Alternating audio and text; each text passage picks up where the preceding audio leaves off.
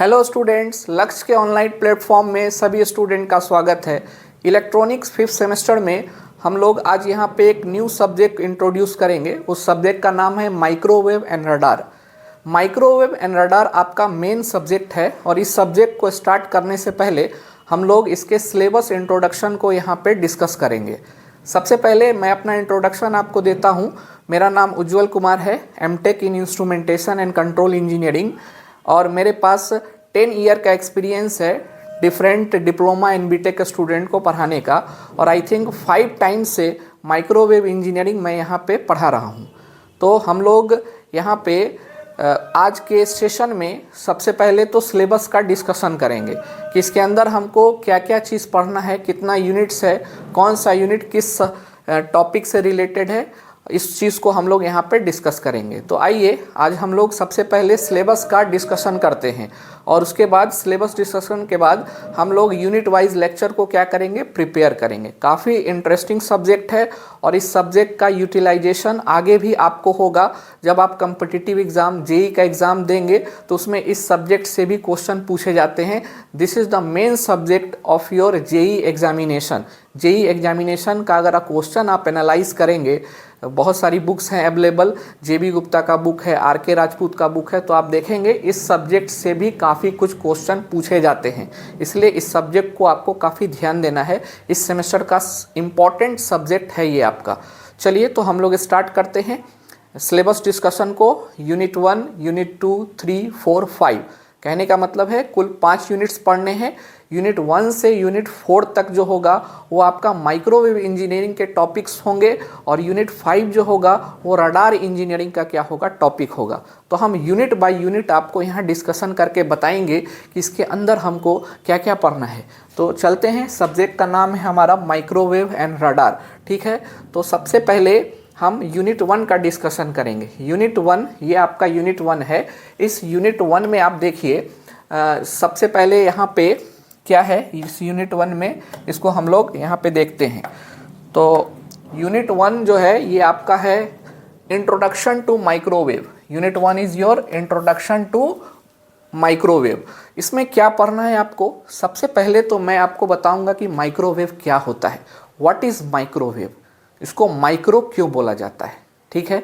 तो वहाँ मैं यही आपको बताऊंगा कि माइक्रो वर्ड का मतलब होता है टाइनीनेस। टाइनीनेस मतलब वेरी वेरी स्मॉल, जिसका वेवलेंथ काफ़ी स्मॉल हो, जिसका वेवलेंथ मिलीमीटर में हो, इसको माइक्रोवेव बोला जाता है।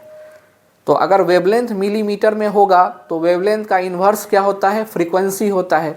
तो फ्रीक्वेंसी हमारा कहाँ होगा, गीगाहर्ट्ज में होगा।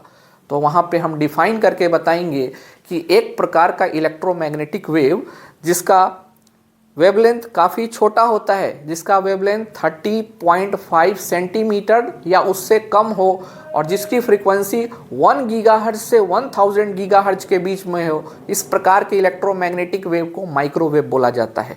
मोर एंड मोर डिटेल जब इस यूनिट को हम लोग स्टार्ट करेंगे तो काफ़ी बेसिक से स्टार्ट करेंगे, बिल्कुल लो लेवल से स्टार्ट करेंगे ताकि आपको हर चीज़ क्लियर हो। तो इसमें हम सबसे पहले आपको माइक्रोवेव के बारे में बताएंगे कि क्या होता है माइक्रोवेव। देन आफ्टर हम लोग एक हिस्ट्री को स्टडी करेंगे माइक्रोवेव के रिगार्डिंग। क्या क्या चीज़ माइक्रोवेव में कब कब आया, कब किस चीज़ की शुरुआत हुई, माइक्रोवेव का कमर्शियलाइजेशन कब हुआ, इसके अंदर कौन कौन से जो डिवाइस है उसका इंट्रोडक्शन कब कब हुआ, ये सब चीज़ हम लोग माइक्रोवेव के स्टडी हिस्ट्री के अंदर क्या करेंगे, स्टडी करेंगे। और काफ़ी डिटेल में हमको यहाँ पढ़ना भी है। यहाँ हमारे सिलेबस में भी दिया हुआ है कि माइक्रोवेव का आपको क्या करना है, हिस्ट्री का स्टडी करना है।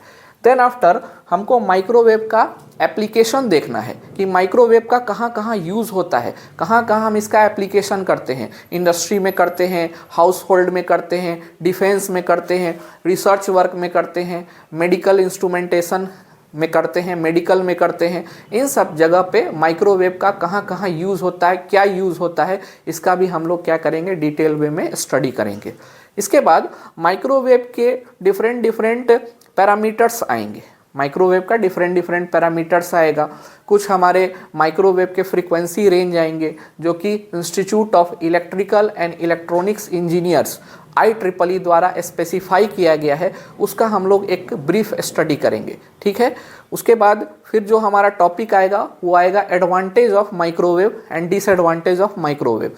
एंड देन आफ्टर इन सब चीज़ को स्टडी करने के बाद जो नेक्स्ट टॉपिक होगा वो होगा हमारा ट्रांसमिशन लाइन। माइक्रोवेव को किस तरह से ट्रांसमिट हमको करना है, क्योंकि ये हाई फ्रीक्वेंसी वेव है और ये हाई फ्रीक्वेंसी वेव को ट्रांसमिशन करने के लिए हमको सेपरेट एक चैनल की ज़रूरत पड़ती है। तो उसके लिए हम लोग ट्रांसमिशन लाइन का सबसे पहले स्टडी करते हैं। तो हमको यहाँ सिलेबस में mathematical model of microwave transmission दिया हुआ है, mathematical model of microwave transmission दिया हुआ है। तो जनरली इसमें हम लोग मैक्सवेल इक्वेशंस का डिस्कशन करेंगे। मैक्सवेल इक्वेशन क्या होता है, बहुत इंपॉर्टेंट टॉपिक है मैक्सवेल इक्वेशंस, ठीक है। 4 मैक्सवेल इक्वेशन को हम लोग यहाँ पे इंट्रोड्यूस करेंगे, ठीक है। इसके बाद माइक्रोवेव ट्रांसमिशन लाइन का के बाद हम लोग इसके मोड्स का स्टडी करेंगे कि किस किस मोड में माइक्रोवेव का ट्रांसमिशन हो सकता है, कौन सा मोड बेटर होता है, कौन सा मोड इफ़िशियंसी उसके अंदर माइक्रोवेव ट्रांसमिशन की ज़्यादा होती है।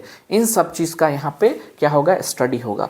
उसके बाद माइक्रोवेव को ट्रांसमिट करने के लिए हमको कुछ डिवाइसेस की ज़रूरत पड़ती है, कुछ पैसिव डिवाइस, कुछ एक्टिव डिवाइस। तो कुछ डिवाइस की ज़रूरत पड़ती है। उस डिवाइस में से एक सबसे इम्पॉर्टेंट डिवाइस है जिसका नाम है वेव गाइड।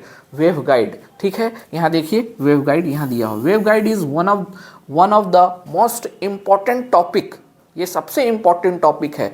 आपके एग्जाम में यूनिट 1 में से और कहीं से कुछ ना पूछे, लेकिन वेव गाइड से ज़रूर क्वेश्चन पूछेगा। तो वेव गाइड के बारे में हम बताएंगे कि ये हॉलो डिवाइस होता है जिसके थ्रू हम लोग माइक्रोवेव या हाई फ्रीक्वेंसी वेव को क्या करते हैं, ट्रांसमिट करते हैं, ठीक है। There are 2 type of wave guide which we will study in unit 1। First is rectangular wave guide and second is circular wave guide. और वेव गाइड के मोड ऑफ प्रोपागेशन को भी हम लोग देखेंगे कि इसमें कौन कौन सा मोड एग्जिस्ट करता है और कौन से मोड में प्रोपागेशन होता है किसी भी माइक्रोवेव का या इलेक्ट्रोमैग्नेटिक वेव का, ठीक है। वेव गाइड पढ़ने के बाद जो नेक्स्ट टॉपिक हमारा होगा वो ट्रांसमिशन लाइन ही होगा। ट्रांसमिशन लाइन के बारे में ऑलरेडी मैंने आपको बोला कि ट्रांसमिशन लाइन के बारे में हम आपको बताएंगे। तो ये ट्रांसमिशन लाइन के बारे में हम ऑलरेडी पहले डिस्कस कर चुके होंगे, उसके बाद ही हम लोग वेव गाइड को स्टार्ट करेंगे। अब देखिए, जब ट्रांसमिशन लाइन हम पढ़ेंगे या वेव गाइड पढ़ेंगे तो वहाँ पर एक वर्ड आएगा जिसका नाम होगा इम्पीडेंस मैचिंग। ये इम्पीडेंस मैचिंग क्या होता है, व्हाट इज़ इम्पीडेंस मैचिंग, और ये इम्पीडेंस मैचिंग हम लोग क्यों करते हैं, इसका भी डिस्कशन वहाँ पे होगा। क्योंकि impedance matching is very much important. किसी भी वेव को, चाहे वो माइक्रोवेव हो चाहे वो रेडियो वेव हो, उसको प्रोपागेट करने के लिए थ्रू एनी मीडियम और through any channel impedance matching का एक इम्पॉर्टेंट रोल होता है। इस चीज़ का यहाँ पे डिस्कशन होगा। इम्पीडेंस मैचिंग के बाद हमारा जो टॉपिक होगा वो होगा माइक्रोवेव नेटवर्क एनालिसिस। अब हम लोग अभी तक पढ़ चुके हैं कि माइक्रोवेव का ट्रांसमिशन होगा, माइक्रोवेव ट्रांसमिट करेगा तो कैसे ट्रांसमिट करेगा, और ट्रांसमिट करने के बाद हम लोग एक प्रॉपर नेटवर्क तैयार करेंगे माइक्रोवेव का, और माइक्रोवेव नेटवर्क का क्या करेंगे, एनालिसिस करेंगे। तो क्या क्या चीज़ें हमको माइक्रोवेव ट्रांसमिशन में ज़रूरत पड़ेगी, इन सब चीज़ों को हम लोग कहाँ देखेंगे, तो माइक्रोवेव नेटवर्क एनालिसिस में देखेंगे। तो this is all about your introduction to microwave. ये यूनिट 1 है आपका, और यूनिट 1 में हम लोग माइक्रोवेव का इंट्रोडक्शन स्टार्ट करेंगे। बिल्कुल लो लेवल से स्टार्ट करेंगे क्योंकि कंप्लीटली न्यू सब्जेक्ट है आपके लिए, और ये सब्जेक्ट काफ़ी इंटरेस्टिंग भी है। अगर आप इसमें ध्यान से पढ़ेंगे तो आपको काफ़ी इंटरेस्ट आएगा। और मैं बार बार यही कहता हूँ कि आपको फोकस करना है, जो भी पढ़ाया जाएगा उसके ऊपर आपको फोकस करना है, ठीक है। चलिए, तो अभी आगे हम लोग इस पर और बात करेंगे। यूनिट 2 को हम लोग लेकर के चलते हैं। तो this is your first unit, और इस यूनिट के बाद नेक्स्ट हम लोग यूनिट नंबर 2 के ऊपर चलते हैं। चलिए, तो यूनिट नंबर 2 हम लोग देख लेते हैं क्या पढ़ना है हमको इसमें। देखिए, ये आपका यूनिट 2 है। यूनिट 2 का जो टॉपिक है ये है आपका passive and active microwave device. आप जानते हैं कि पैसिव डिवाइस क्या होता है और एक्टिव डिवाइस क्या होता है। पैसिव डिवाइस वो डिवाइस होता है जो एनर्जी को क्या करता है, कंज्यूम करता है और एनर्जी स्टोर भी करता है। एग्जाम्पल, रसिस्टर जो एनर्जी क्या करता है, डिसिपेट करता है, एनर्जी को कंज्यूम करता है। कैपेसिटर, इंडक्टर जो एनर्जी को क्या करता है, स्टोर करता है। तो वो डिवाइसेस जो एनर्जी को क्या करे, डिसिपेट करे, कंज्यूम करे, स्टोर करे, इस प्रकार के डिवाइस को एक्टिव डिवाइस पैसिव डिवाइस बोला जाता है।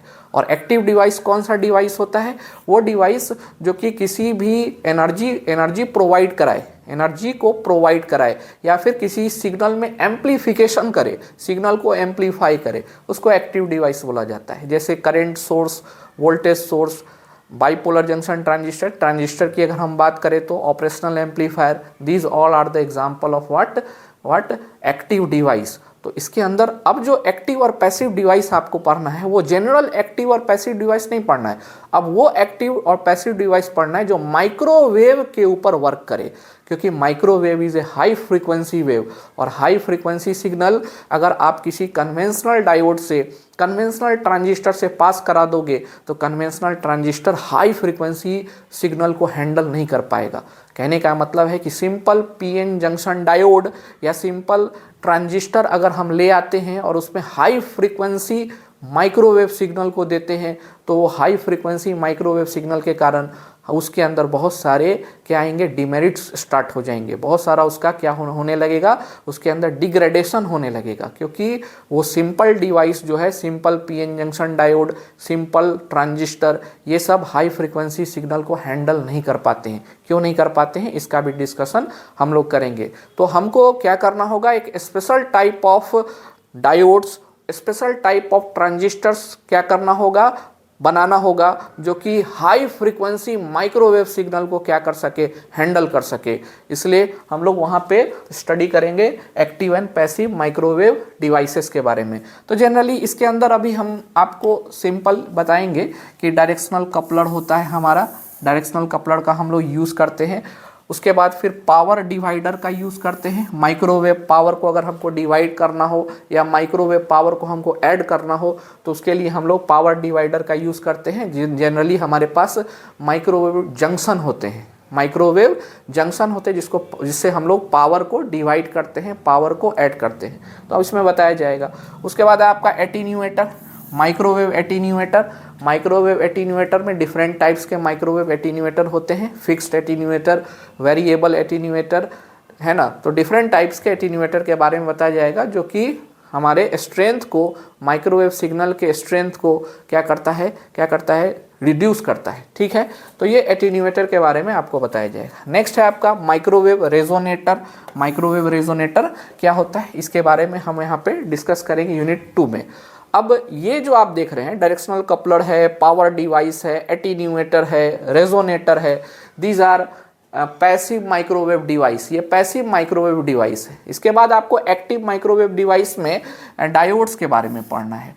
तो माइक्रोवेव के अंदर हम लोग जो डायोड यूज़ करते हैं वो स्पेशल डायोड यूज करते हैं, normal PN junction diode use नहीं होता, क्योंकि मैंने बताया ना microwave is a high frequency wave, और हाई फ्रीक्वेंसी वेव अगर हम किसी कन्वेंशनल पीएन जंक्शन डायोड में यूज़ करेंगे तो वो उस पर वर्क नहीं कर पाएगा। ठीक है, कि बहुत सारा इनहेरेंट इफेक्ट आने लगता है। इनहेरेंट इफेक्ट के बारे में आप जानते हैं, वो इफेक्ट जो कि हाई फ्रीक्वेंसी पर ओरिजिनेट होता है, जैसे स्किन इफेक्ट है, डाइलेक्ट्रिक लॉसेज है ना, ये सारे इफेक्ट उसके अंदर आने लगते हैं। इसलिए ज़रूरत पड़ती है कि हाई फ्रीक्वेंसी वेव को अगर हमको यूज़ करना है तो हमको उस हाई फ्रीक्वेंसी वेव के हिसाब से क्या करना होगा, डिवाइसेस को बनाना होगा। तो इसमें बहुत सारे डायोड के बारे में हम लोग पढ़ेंगे, जैसे टनल डायोड आएगा हमारे पास। कौन सा डायोड आएगा, टनल डायोड, इसमें हम लोग पढ़ेंगे। ठीक है, उसके बाद फिर हम लोग वैरेक्टर डायोड इसमें पढ़ेंगे, जो कि माइक्रोवेव में यूज़ होता है, वैरेक्टर डायोड। उसके बाद वैरेक्टर डायोड के बाद हम लोग कौन सा डायोड पढ़ेंगे, पिन डायोड पढ़ेंगे, पिन डायोड पढ़ेंगे। तो इस टाइप के कुछ डायोड्स हमारे पास आएंगे जो कि माइक्रोवेव में यूज़ होता है। इसका हम लोग यहाँ पे क्या करेंगे, स्टडी करेंगे। And these are what, these device, these diodes are active diode. ये एक्टिव डायोड का एग्जाम्पल है। ये हमारा क्या होगा, एनर्जी प्रोवाइड कराएगा, पावर प्रोवाइड कराएगा। ठीक है, तो हम लोग जनरली ये 3 या 4, एक और डायोड हम लोग एवलांचेस डायोड के बारे में भी पढ़ सकते हैं इसके अंदर। तो डिफरेंट डायोड के बारे में पढ़ेंगे। और ट्रांजिस्टर में पढ़ेंगे कि माइक्रोवेव में यूज़ होने वाला special type of microwave transistor क्या होता है। अभी तक तो आप ट्रांजिस्टर, नॉर्मल ट्रांजिस्टर पढ़ते आ रहे थे, अब हमको माइक्रोवेव ट्रांजिस्टर के बारे में पढ़ना है। बिल्कुल यहाँ भी पीएनपी, एनपीएन है ना, एफईटी, ये सब प्रकार के ट्रांजिस्टर होंगे, लेकिन अब ये हाई फ्रीक्वेंसी पे वर्क करने वाले ट्रांजिस्टर होंगे। तो there some little bit difference, उनके कंस्ट्रक्शन में डिफरेंस होता है, उसके वर्किंग में थोड़ा सा डिफरेंस होता है, उसको हम लोग वहाँ पे चलेंगे। तो this is transistor which is used at high frequency known as microwave transistor. उसके बाद फिर हमको माइक्रोवेव ट्यूब्स के बारे में पढ़ना है कि हम लोग माइक्रोवेव ट्यूब्स का हम लोग क्या करते हैं, यूज़ करते हैं। माइक्रोवेव ट्यूब्स जो होते हैं वो माइक्रोवेव सिग्नल को हैंडल करते हैं। इस ट्यूब्स के अंदर जो सबसे इम्पॉर्टेंट ट्यूब है वो आपका क्लिस्ट्रॉन ट्यूब है, ठीक है, ये क्लिस्ट्रॉन ट्यूब है, हम लोग पढ़ेंगे, ठीक है। देन आफ्टर हम लोग ट्रैवलिंग वेव ट्यूब के बारे में पढ़ेंगे, और ट्रैवलिंग वेव ट्यूब पढ़ने के बाद जो थर्ड हमारे पास जो ट्यूब आएगा वो होगा मैग्नेट्रॉन। मैग्नेट्रॉन के बारे में हम लोग यहाँ पे पढ़ेंगे। तो जनरली इसी तीनों को हम लोग फोकस करेंगे। क्लिस्ट्रॉन में दो होगा, two cavity klystron and reflex klystron. Klystron further दो टाइप से क्लासीफाई होगा, टू कैविटी क्लिस्ट्रॉन, ठीक है, two cavity klystron and then after reflex klystron, reflex klystron. तो ये हम लोग वहाँ पे देखेंगे। फिर कैविटी मैग्नेट्रॉन क्या होता है इसके बारे में देखेंगे। तो this is all about your unit number 2, passive and active microwave devices. Passive device क्या होता है, एक्टिव डिवाइस क्या होता है, और यहाँ जो भी डिवाइसेस हम यूज़ कर रहे हैं या करेंगे वो माइक्रोवेव रेंज ऑफ फ्रीक्वेंसी पर वर्क करने वाला होगा। That is a special type of device. उसका कंस्ट्रक्शन अलग होगा, उसका वर्किंग लिटिल बिट क्या होगा, डिफरेंट होगा। तो ये आपका ऑल अबाउट क्या हो गया, यूनिट नंबर 2, ठीक है। चलिए, तो ये आपको क्लियर हो गया होगा। 1 बाय 1 सारे टॉपिक को हम लोग स्टडी करेंगे। चलते हैं अब हम लोग यूनिट नंबर 3 के ऊपर चलते हैं। यूनिट नंबर 3 में हमको क्या पढ़ना है, ये देखिए। यूनिट नंबर 3 है आपका माइक्रोवेव डिज़ाइन प्रिंसिपल। अब ये डिज़ाइन डाल दिया यहाँ पे। डिज़ाइन आप किस तरह से कर रहे हो, how you can design any device. Device को डिज़ाइन करने के लिए कुछ कंपोनेंट्स की ज़रूरत पड़ती है, कुछ रूल्स की ज़रूरत पड़ती है, और एक प्रॉपर कनेक्शन की ज़रूरत पड़ती है। तब जाके आप किसी डिवाइस को क्या कर सकते हो, डिज़ाइन कर सकते हो। तो देखिए, डिज़ाइनिंग में सबसे पहले तो आपको फ़िल्टर का डिज़ाइन करना पड़ेगा, क्योंकि ये इंपॉर्टेंट बात है कि आप माइक्रोवेव हाई फ्रीक्वेंसी सिग्नल पढ़ रहे हो तो आपको फ़िल्टर के बारे में जानना है, क्योंकि filter is a device which is use to eliminate the unwanted frequency signal. Unwanted frequency को हमको हटाना है तो उसके लिए हम लोग फ़िल्टर्स का यूज़ करते हैं। तो यहाँ पे हम लोग हाई फ्रीक्वेंसी पे जो अनवांटेड सिग्नल होगा उसको हटाने के लिए जिस चीज़ का यूज़ करेंगे उसका नाम होगा हमारा माइक्रोवेव फ़िल्टर, और इसका हमको डिज़ाइनिंग करना है। इसके बाद फिर हमको सिग्नल को एम्पलीफाई करने के लिए, माइक्रोवेव सिग्नल को एम्पलीफाई करने के लिए हमको एक माइक्रोवेव एम्पलीफायर का डिज़ाइन करना होगा, ठीक है। उसके बाद फिर हमको दो सिग्नल को मिक्स करने के लिए, दो सिग्नल को मल्टीप्लाई करने के लिए, कौन से सिग्नल को, माइक्रोवेव सिग्नल को। अब यहाँ सिग्नल हम बोलेंगे तो आपको माइक्रोवेव समझना है। High frequency and having an low wavelength. Wavelength क्या होना चाहिए, mm में होना चाहिए। फ्रीक्वेंसी कहाँ होना चाहिए, गीगाहर्ट्ज में होना चाहिए, ठीक है। गीगाहर्ट्ज मतलब आप समझते हैं, है ना। गीगाहर्ट्ज मतलब 10 की पावर 9 सच ए हाई फ्रीक्वेंसी सिग्नल हम लोग को यहाँ पे डील करना है। तो दो माइक्रोवेव सिग्नल को क्या करना, मिक्स करना है, मल्टीप्लाई करना है। उसके लिए हमको माइक्रोवेव मिक्सर की ज़रूरत पड़ेगी, तो हमको माइक्रोवेव मिक्सर को भी डिज़ाइन करना पड़ेगा।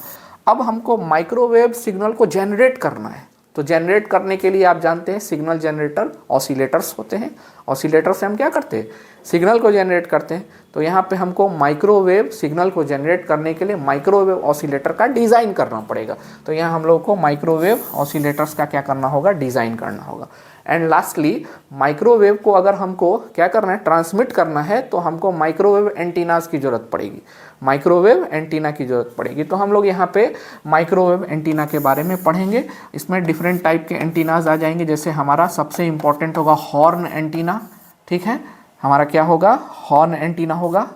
तो सबसे पहले हमारा होगा इसमें हॉर्न एंटीना, ठीक है। उसके बाद हमारा होगा स्लॉट एंटीना। इसके मदद से माइक्रोवेव को हम रिसीव करते हैं, ट्रांसमिट करते हैं। उसके बाद इसमें होगा parabolic reflector antenna. Parabolic reflector antenna, ठीक है, पैराबोलिक रिफ्लेक्टर एंटीना। उसके बाद एक टर्नस्टाइल एंटीना होगा, टर्नस्टाइल एंटीना होगा। तो डिफरेंट टाइप के हम लोग एंटीना है ना के बारे में यहाँ पे पढ़ेंगे, जो कि माइक्रोवेव फ्रीक्वेंसी को ट्रांसमिट और रिसीव करने के लिए यूज होता है। तो this is all about your microwave design principle, जो कि यूनिट नंबर आपका कौन सा होगा, यूनिट नंबर आपका 3 होगा। This is what unit number 3, यहाँ पे आपका ये यूनिट नंबर 3 होगा, ठीक है। चलिए, तो इसके अबाउट हम लोग देखेंगे किस तरह से डिज़ाइनिंग करते हैं। नेक्स्ट हम लोग यूनिट नंबर 4 के ऊपर चलते हैं, यूनिट नंबर 4 के ऊपर चलते हैं। तो चलते हैं यूनिट नंबर 4 में, देखते हैं क्या हमको पढ़ना है। यूनिट नंबर 4, ठीक है। यूनिट नंबर 4 में हमको क्या पढ़ना है, या देखिए यूनिट नंबर 4 में हमको पढ़ना है माइक्रोवेव मेजरमेंट के बारे में, कि माइक्रोवेव के अंदर हम मेजरमेंट किस चीज़ का करेंगे। तो सबसे पहले हम इम्पीडेंस का मेजरमेंट करेंगे। सबसे पहले किस चीज़ का मेजरमेंट करेंगे, तो इम्पीडेंस का मेजरमेंट करेंगे, ठीक है। इम्पीडेंस का मेजरमेंट करने के बाद हम लोग किस चीज़ का मेजरमेंट करेंगे, फ्रीक्वेंसी का मेजरमेंट करेंगे, फ्रीक्वेंसी का मेजरमेंट करेंगे, ठीक है। फ्रीक्वेंसी का मेजरमेंट करने के बाद हम लोग वोल्टेज स्टैंडिंग वेव रेशियो, इसका मेजरमेंट करेंगे। क्या होता है ये आगे आपको बताया जाएगा। तो मेनली हम लोग ये 3 चीज़ का मेजरमेंट करते हैं माइक्रोवेव के अंदर। इम्पीडेंस का मेजरमेंट करते हैं, फ्रीक्वेंसी का मेजरमेंट करते हैं, VSWR का मेजरमेंट करते हैं। एक और मेजरमेंट होता है एटीन्यूएशन का भी मेजरमेंट होता है, एटीन्यूएशन का भी क्या होता है, मेजरमेंट होता है, ठीक है। तो हम लोग इसी को फोकस करेंगे और देखेंगे कि इसमें किस तरह से मेजरमेंट होता है, कौन कौन से डिवाइस का यूज़ करते हैं मेजरमेंट करने के लिए। तो ये बेसिक आपका मेजरमेंट ऑफ द माइक्रोवेव के अंदर हम लोग करते हैं। नेक्स्ट माइक्रोवेव सिस्टम के बारे में जानेंगे कि क्या होता है माइक्रोवेव सिस्टम, किस तरह से। सिस्टम का ये मतलब होता है कि ट्रांसमीटर, रिसीवर, चैनल सबको कनेक्ट कर दिया जाए तो एक सिस्टम कहलाता है। तो इसी में माइक्रोवेव के ट्रांसमीटर, रिसीवर और चैनल को कनेक्ट करके माइक्रोवेव सिस्टम के बारे में हम लोग देखेंगे।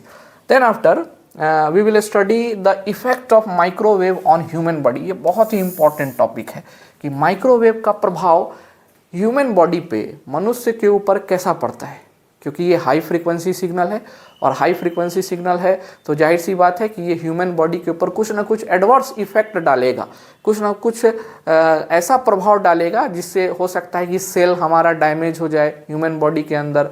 तो ये कुछ डिसएडवांटेज प्रोड्यूस करेगा, है ना, रेडिएशन टाइप से। तो हम लोगों को देखना है कि माइक्रोवेव का प्रभाव एक मनुष्य के शरीर के ऊपर किस तरह से पड़ता है, इस चीज़ का यहाँ पे स्टडी होगा और इसमें भी हम लोग डिटेल में चलेंगे। This is very much important topic और मान के चलिए कि एग्ज़ाम में ये सारे टॉपिक आपको ज़रूर पूछे जाएंगे, क्योंकि ये काफ़ी बेसिक टॉपिक है। जब आप माइक्रो कोई चीज़ पढ़ रहे हैं तो उसका एडवांटेज और डिसएडवांटेज आपको जानना जरूरी है कि इसका क्या एडवर्स इफेक्ट आपके ऊपर पड़ता है। तो ये जनरली हमको इतना ही इसके अंदर करना है। एक माइक्रोवेव सिस्टम है, मेजरमेंट है और effect of microwave on human body, ये हमको यहाँ पे देखना है। चलिए, तो ये आपका हो गया यूनिट नंबर क्या, 4। This is what unit number 4। ये आपका यूनिट नंबर क्या हो गया, 4 हो गया। चलिए, तो अब हम लोग यूनिट नंबर 4 के बाद अपना लास्ट यूनिट हम लोग चलते हैं, which is the unit number 5। और यूनिट नंबर 5 जैसा कि मैंने बताया कि रडार इंजीनियरिंग पर बेस्ड होगा। काफ़ी इंटरेस्टिंग टॉपिक है रडार इंजीनियरिंग। आप रडार के बारे में जानते होंगे। रडार का यूज़ डिफरेंट प्लेसेस पे होता है। रडार का यूज़ सबसे ज़्यादा हम लोग डिफेंस में करते हैं। डिफेंस में अनवांटेड ऑब्जेक्ट को ट्रेस करने के लिए, किसी दुश्मन का फाइटर प्लेन आ रहा है उसको डिटेक्ट करने के लिए, या फिर हम लोग ड्रोन को डिटेक्ट करने के लिए, अनवांटेड ऑब्जेक्ट जो भी है, मिसाइल को डिटेक्ट करने के लिए। डिफेंस के अलावा भी इसका यूज़ बहुत जगह पे किया जाता है। जैसे आप मौसम विज्ञान केंद्र में जाएंगे, वहाँ भी रडार्स का यूज़ किया जाता है ना, क्लाइमेटिक सिचुएशन को क्या करने के लिए, ऑब्जर्व करने के लिए। और रडार का यूज़ बहुत जगह किया जाता है। इसका हम लोग एप्लीकेशन जब देखेंगे तो वहाँ पे डिस्कस करेंगे। तो चलते हैं हम लोग देखते हैं कि रडार में हमको क्या क्या पढ़ना है। ठीक है, तो रडार के अंदर हम लोगों को क्या पढ़ना है, ये चीज़ हम लोग यहाँ से देखते हैं। तो ये यूनिट नंबर 5 है। This is the last unit of this subject. इस सब्जेक्ट का ये लास्ट यूनिट है।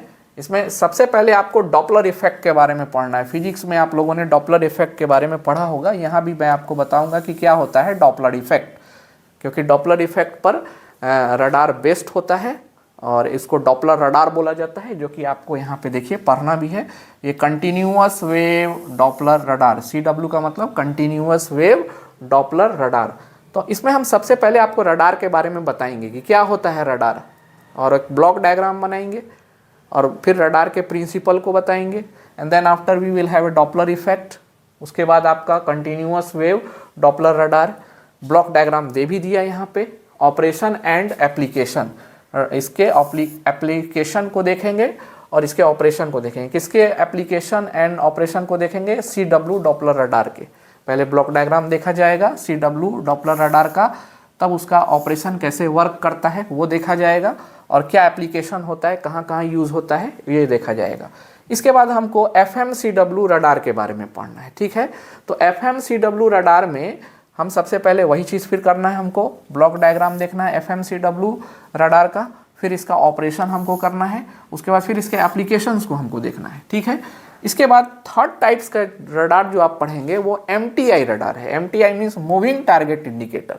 तो MTI moving target indicator radar जो होगा, इसमें भी आपका पहले इसका ब्लॉक डायग्राम पढ़ना है, फिर इसका ऑपरेशन पढ़ना है, और उसके बाद इसके बाद एप्लीकेशन नहीं दिया है, यहाँ दिया है एप्लीकेशन, यहाँ पे एप्लीकेशन दिया है, तो हम लोग एप्लीकेशन को पढ़ेंगे।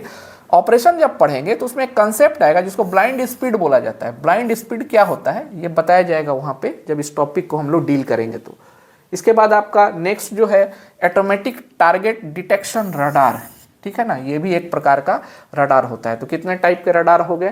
पहला आपको CW रडार के बारे में पढ़ना है फर्स्ट, ठीक है। उसके बाद सेकंड आपको FMCW रडार के बारे में पढ़ना है, इसी का स्पेशल केस है ये। उसके बाद थर्ड में आपको MTI रडार के बारे में पढ़ना है।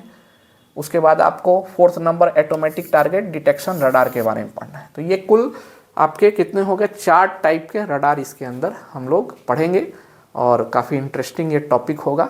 यहाँ पे बताया जाएगा किस तरह से ये डिटेक्ट करता है, किस तरह से टारगेट को ये डिटेक्ट करता है, अनवांटेड ऑब्जेक्ट को ये डिटेक्ट करता है, ठीक है। तो रडार एक शॉर्ट फॉर्म है ना, तो इसका फुल फॉर्म हम बताएंगे आपको वहाँ जब स्टार्ट करेंगे। तो चलिए नेक्स्ट हम लोग चलते हैं यहाँ पे। नेक्स्ट हमारा जो टॉपिक होगा, जो यहाँ डिस्कशन होगा, वो डिस्कशन होगा आपका रेफरेंस बुक, है ना। बुक के बारे में आप पूछते हैं कि सर कौन सा बुक हम लोग इसमें लें, तो ये मैंने रेफरेंस बुक यहाँ पे लिया है जो कि आपके सिलेबस में मेंशन है। तो ये आपका रेफरेंस बुक है, ठीक है। तो रेफरेंस बुक आप देखो, यहाँ पे जो भी आपका सब्जेक्ट है, एक बात मैं आपको बता देना चाहता हूँ कि अब जो आप सोचोगे कि किसी एक किताब से मिल जाए, क्योंकि अब ये 5th सेमेस्टर आ गया और किसी एक बुक से आपको सारा टॉपिक मिल जाए, दैट इज़ नॉट पॉसिबल। ये चीज़ आपने 4th सेमेस्टर में भी देखा कि अब कोई एक सिंगल बुक सफिशिएंट नहीं है जिससे आप क्या कर सके, टॉपिक को ले सके। डिफरेंट बुक को आपको रेफ़र करना पड़ेगा। तो डिफरेंट बुक में बहुत सारे बुक हो जाएंगे। जैसे आप देखिए यहाँ पे सबसे पहला बुक जो आपके इसमें नाम दिया गया है, उस बुक का नाम है आपका माइक्रोवेव इंजीनियरिंग। ऑथर का नाम है DM पोजार और विले पब्लिकेशन का है, ये 4th एडिशन का। तो ये एक फॉरेन राइटर का बुक है ना, माइक्रोवेव इंजीनियरिंग, DM पोजार। मार्केट में अवेलेबल है, लेकिन इसका लैंग्वेज थोड़ा टफ है। मैंने बार बार आपको बताया कि किसी भी फॉरेन राइटर का बुक है, उसको पढ़ने के लिए आपको काफ़ी पेशेंस चाहिए। आप जो सोचेंगे कि हम खोले और हमको समझ में आने लगे, दैट इज़ नॉट पॉसिबल, ठीक है। तो इसमें आपको जो लैंग्वेज मिलेगा काफ़ी टफ लैंग्वेज मिलेगा, ठीक है। तो ये आपका फर्स्ट बुक हो गया। सेकंड है आपका फाउंडेशन ऑफ माइक्रोवेव इंजीनियरिंग। ये भी बहुत अच्छी किताब है, RE कोलिन्स की बुक है, और ये भी विले पब्लिकेशन का है। इसका लैंग्वेज पोजार से थोड़ा सा क्या है कि कम है, लेकिन इस बुक को भी पढ़ने के लिए आपको पेशेंस चाहिए। लैंग्वेज इसके मुकाबले कम है, मतलब इजी है, लेकिन अभी भी आपके लिए ये थोड़ा टफ होगा क्योंकि ये फॉरेन राइटर का बुक है। नेक्स्ट ये बुक तो ये सब अवेलेबल होता नहीं, अगर मिल जाएगा तो आप ले सकते हैं। ये फाउंडेशन पब्लिकेशन FPH पब्लिकेशन का इसने यहाँ पे डाला है। नेक्स्ट 4th नंबर में आपको radar system and radio aid to navigation, ये बुक आपको इसने मेंशन किया। इस बुक का कॉस्ट बहुत ज़्यादा है। ये जो बुक आप देख रहे हैं, इस बुक का कॉस्ट बहुत ज़्यादा है। आई थिंक 5,000 रुपीज़ इस बुक का कॉस्ट है। आप नेट पर चेक कर सकते हैं, फ्लिपकार्ट और अमेज़ॉन पे आप चेक कर सकते हैं। इस बुक का दाम बहुत ज़्यादा है, तो लेने की ज़रूरत नहीं है।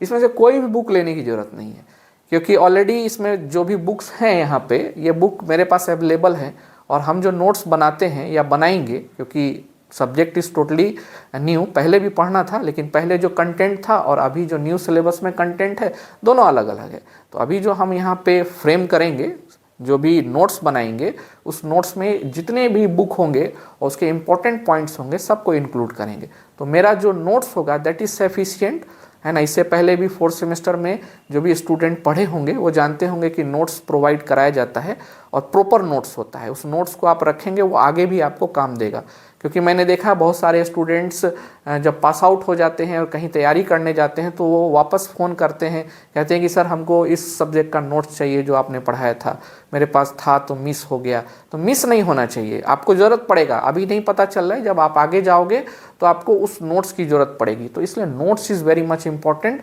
नोट्स जो हम आपको प्रोवाइड कराएंगे उस नोट्स को आपको क्या करना है, नोट डाउन करना, लिखना है, नोट्स को लिखना है और रखना है, ठीक है। और नोट्स बनाने के लिए अच्छी कॉपी आप लें, एक very good copy will produce what, very good note. एक अच्छा कॉपी जो होगा वो अच्छा नोट्स आपको प्रिपेयर करके देगा। राइटिंग अच्छी रखिए, 2 कलर पेन का यूज़ कीजिए, रेड कलर का यूज़ नहीं कीजिए, ब्लू ब्लैक पेन का यूज़ कीजिए और कोशिश कीजिए कि नोट्स जो हो आपका वो एक अच्छा नोट्स हो। और उस आप कोई सा भी कॉपी ले सकते हो, लेकिन ट्राई करेंगे स्पाइरल बाइंडिंग वाली जो कॉपी होती है वो कॉपी आप रखें नोट्स के लिए। 2 कॉपी आप रखें, एक स्पाइरल बाइंडिंग वाली अच्छी सी कॉपी, मोटा सा होना चाहिए, पतला नहीं होना चाहिए, इतना उसका विड्थ होना चाहिए कि सारा का सारा टॉपिक यूनिट 5 तक उसके अंदर आ जाए।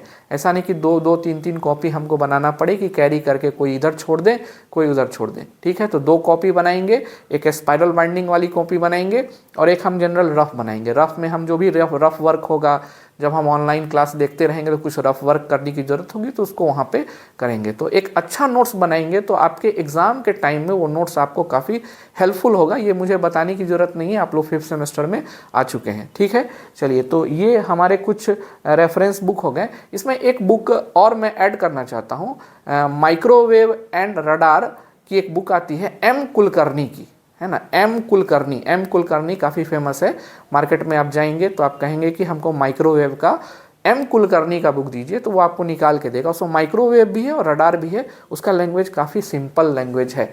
तो microwave and radar by M Kulkarni, ठीक है। इस चीज़ को आप यहाँ पे देख सकते हैं, हम यहाँ पे कहीं पे मेंशन कर देते हैं, राइटर का नाम हम मेंशन कर देते हैं एम कुलकर्णी,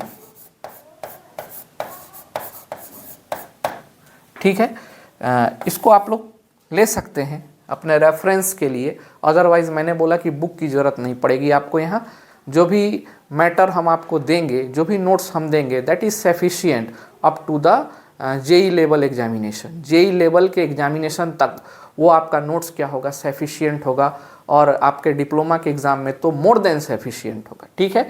तो बाकी आप एम कुलकर्णी की बुक को रेफ़र कर सकते हैं, इंडियन राइटर का बुक है और काफ़ी अच्छा बुक है।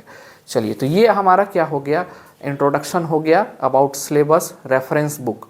और हर बार मैं बताता हूँ आपको कि एक रेफरेंस वीडियो भी आप क्या कर सकते हैं, देख सकते हैं नेपटेल के ऊपर।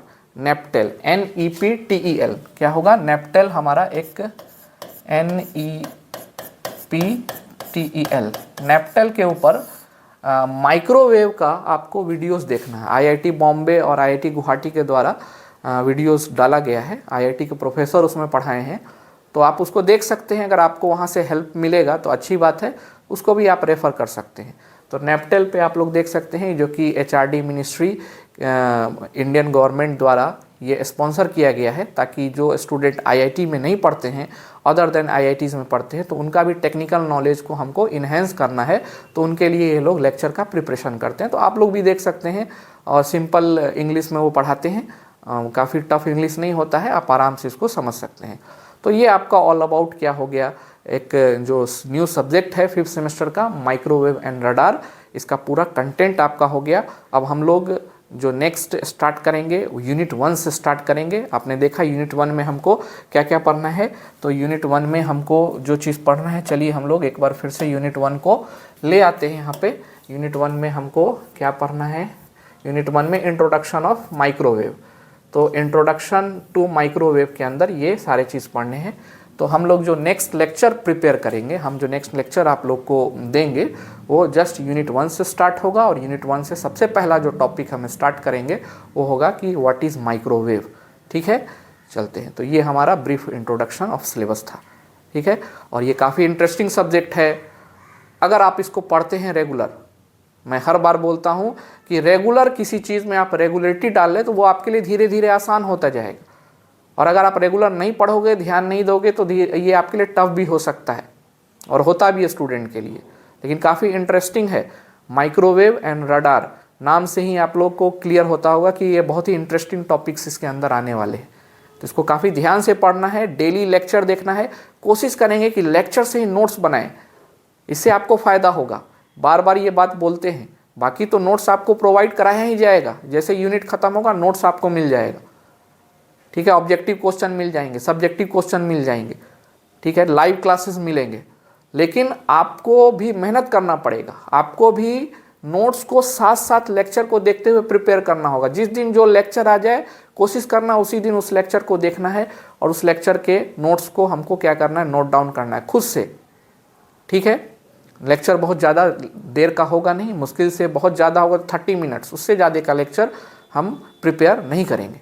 ठीक है, और जो भी डाउट्स होंगे एज़ यूजुअल आपको ग्रुप बना हुआ है और आपके पास मेरा फ़ोन नंबर भी है, कांटेक्ट भी है, व्हाट्सअप भी है। आप कैसे भी आप करके पूछ सकते हैं, लेकिन पूछेंगे। ठीक है, चलिए, तो ये ऑल अबाउट था। In from next onward we will start unit 1 और यूनिट 1 स्टार्ट करेंगे, काफ़ी बेसिक से स्टार्ट करेंगे और कोई भी लेक्चर आप लोग स्किप नहीं करेंगे। ओके, ठीक है, चलिए, थैंक यू।